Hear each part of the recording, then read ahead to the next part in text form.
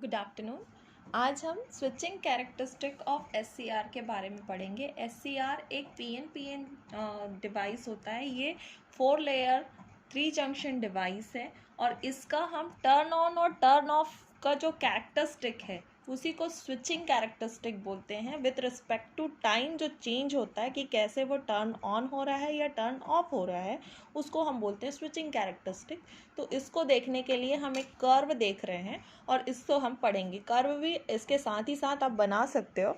जैसे कि सबसे पहले हमको पता है कि अगर हमको एक SCR को ऑन करना है, टर्न ऑन करना है SCR को, तो हमको क्या करना पड़ेगा? SCR को फॉरवर्ड बायस में बायस करना पड़ेगा। SCR हमारा अगर इस टाइप का है, ठीक है, SCR को हमको क्या फॉरवर्ड करना पड़ेगा? फॉरवर्ड बायस करना पड़ेगा। सबसे पहले हम यहाँ एक SCR अगर देख रहे हैं, PN, ठीक, ये आपका एनोड हो गया, ये कैथोड हो गया, और ये जो टर्मिनल है ये गेट टर्मिनल है।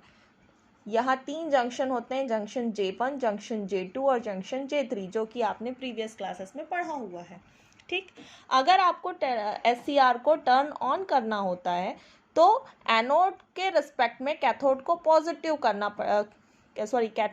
कैथोड के रिस्पेक्ट में एनोड को पॉजिटिव करना है, मतलब फॉरवर्ड बायस में करना है। तो हम इसको क्या करेंगे? फॉरवर्ड बायस में बायस कर देंगे। ठीक है, तो फॉरवर्ड बायस में जब बायस करेंगे तो जंक्शन J1 और J3 फॉरवर्ड बायस हो जाएंगे और जंक्शन J2 रिवर्स बायस होगा, जिसको हम फॉरवर्ड ब्लॉकिंग मोड बोलते हैं। जब ये फॉरवर्ड कंडक्शन मोड में आता है, मतलब after attaining the forward break over voltage, ये जो SCR है इसमें से करंट फ्लो होना स्टार्ट हो जाता है, जिसको हम बोलते हैं एनोड करंट। इसको हम यहाँ IA से डिनोट कर रहे हैं। इसके इनिशियल स्टेज में IA की वैल्यू जो होती है वो रिवर्स लीकेज करंट के इक्वल होती है, जो कि सैचुरेशन करंट या रिवर्स सैचुरेशन करंट होता है, जो कि बहुत ही मिनिमम अमाउंट की करंट होती है। इसलिए हम इसको एक मिनिमम अमाउंट की करंट से यहाँ पे स्टोर कर रहे हैं। ठीक, अगर हम यहाँ VG अप्लाई करते हैं, मतलब गेट वोल्टेज अगर हम यहाँ अप्लाई करते हैं, तो गेट करंट जब यहाँ आता है, गेट करंट आने से यहाँ जो P रीजन है यहाँ चार्ज एक्यूमुलेट होंगे और इसके कारण जो स्विचिंग कैरेक्टरिस्टिक है, जो ट्रिगरिंग है वो बहुत जल्दी हो जाता है। मतलब अगर आपका SCR फॉरवर्ड हो रहा था इस टाइम पे, तो वो पहले ही ट्रिगर हो जाएगा और पहले ही ऑन हो जाएगा। ठीक है, ये कैरेक्टरिस्टिक भी आपने देखी हुई है। तो गेट पल्स देने से क्या होता है? गेट करंट फ्लो होती है और वो जल्दी ऑन हो जाता है। तो यहाँ पर हम जैसे ही गेट वोल्टेज अप्लाई करते हैं, गेट करंट भी फ्लो होना स्टार्ट हो जाता है। गेट करंट फ्लो हो रहा है और जब वो 90% से 100% के बीच में होता है, तो उस टाइम को हम बोलते हैं डिले टाइम। इसको हम TD से रिप्रेजेंट करते हैं। गेट करंट जब 90% से 100% के बीच में होता है तो उसको हम क्या बोल रहे हैं? Delay time. डिले टाइम का एक और डेफिनेशन होता है एनोड करंट के रिस्पेक्ट में। जब एनोड करंट की वैल्यू रिवर्स सैचुरेशन करंट के वैल्यू से अपने 10%, मैक्सिमम के 10% को अटेंड करती है, तो उसको हम बोलते हैं डिले टाइम। तो यहाँ पर से भी हमको डिले टाइम मिलेगा। ठीक है, साथ ही साथ जो वोल्टेज है, एनोड वोल्टेज मैक्सिमम से जब 90% में फॉल होता है, तो वो टाइम भी हमारा क्या कहलाता है? Delay time. तो डिले टाइम के 3 डेफिनेशन हो सकते हैं। पहला, time required for when gate current increases 90% to 100%, when anode current increases from leakage current to 10%, and the time required when the anode voltage falls from 100% to 90%. That time is called delay time. ठीक है, अब दूसरा time यहाँ पे होता है delay time के बाद जो आता है, उसको हम बोलते हैं राइज टाइम। राइज टाइम वो टाइम होता है जब आपका एनोड करंट 10% से 90% पे रीच करता है।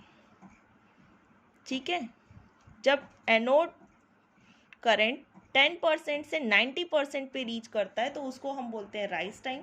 राइज टाइम का दूसरा डेफिनेशन आता है एनोड वोल्टेज से। जब एनोड वोल्टेज फॉल होता है 90% से 10% में, अपने 90% से 10% वैल्यू पे जब वो आता है तो उसको बोलते हैं हम राइज टाइम। और तीसरा जो यहाँ पे टाइम आता है, तीसरा जो टाइम पीरियड होता है उसको हम बोलते हैं settling point.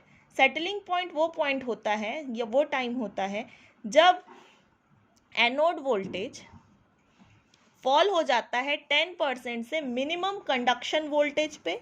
Minimum conduction voltage वो वोल्टेज है जो वोल्टेज कंडक्शन के लिए रिक्वायर्ड होती है, ठीक है। तो ये मिनिमम वोल्टेज है, इतने में जब वो फॉल हो जाएगा 10% से तो वो आपका कहलाएगा सेटलिंग टाइम।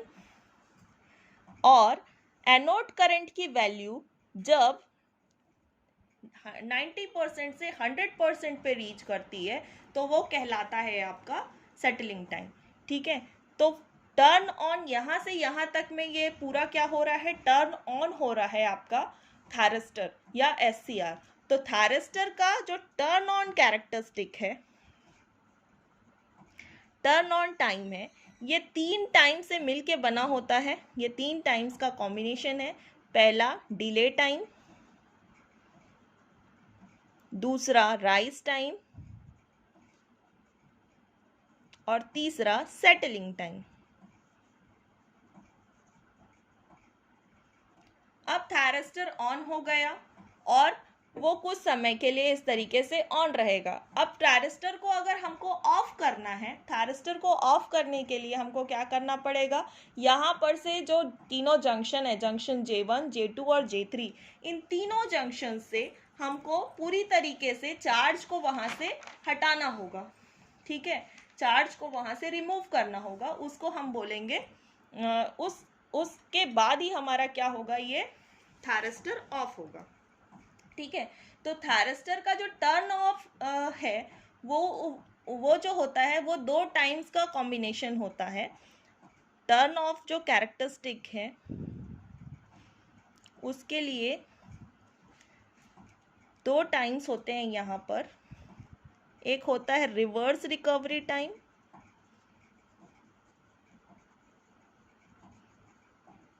और दूसरा होता है गेट रिकवरी टाइम।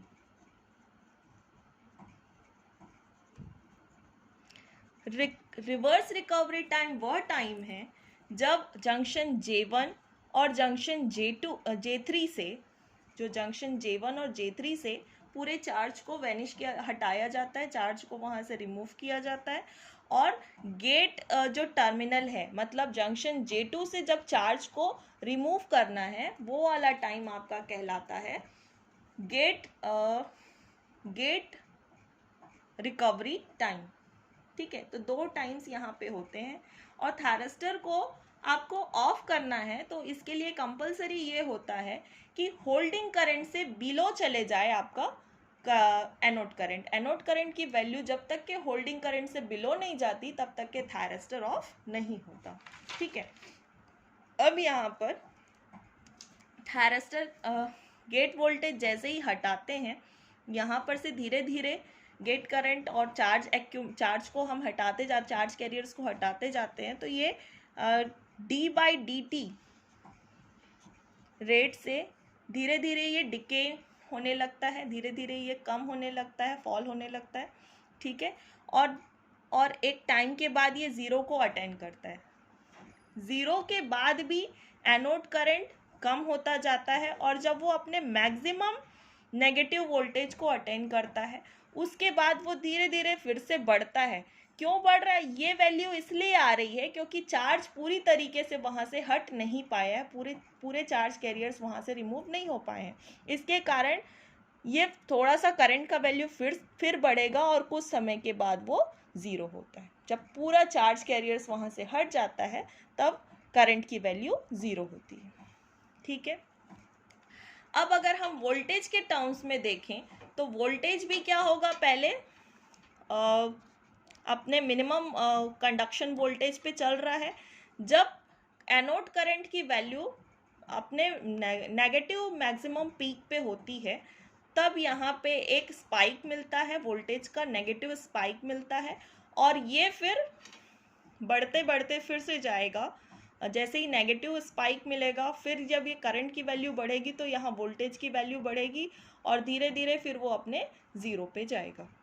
ठीक, जैसे ही वोल्टेज की वैल्यू यहाँ ज़ीरो हो जाती है, ये सर्किट पूरी तरीके से ऑफ हो जाता है। तो यहाँ पर दो टाइप का टाइम यहाँ पर भी है। एक तो ये वाला टाइम है,